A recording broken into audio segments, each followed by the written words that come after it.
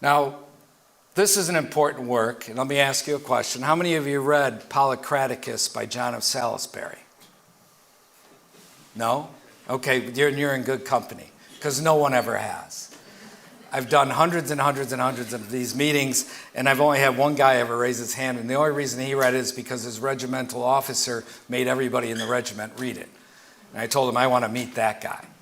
So all my kids have to read Polycraticus when they're 13, 14, or 15 years old. You know, some are smarter than others. It is a phenomenal work written in 1159 AD, have so much in there. Here's what he said of the Lesser Magistrates. He said, loyal shoulders should sustain the power of the ruler as long as it is exercised subjection to God and follows his ordinances.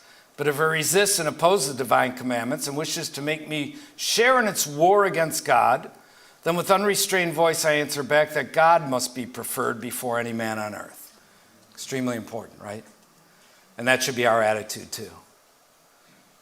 We should be bothered when we see the governments of men impugning the law of Christ, the law of God. That should bother us, and we should be duty-bound to speak out against it. Now, here's an important aspect of the doctrine also. Salisbury said, all power or authority is from the Lord God. The power which the prince has is therefore from God, for the power of God is never lost nor severed from him, but he merely exercises it through a subordinate hand. This is what we call delegated authority, and it's very important to understand. God established 4 great governments: family government, church government, civil government, all meant to produce within the individual the 4th great government, which is self-government. Each has its own role, function, and limits. If one begins to invade the jurisdiction of the other, chaos ensues in society. And right now we live in a statist hell. And the state has invaded self-government. The state has invaded family government. And unfortunately, the churchmen have been playing the whore and have ceded church government over to the state. And so we're in a real quandary. We're in a real mess at this point.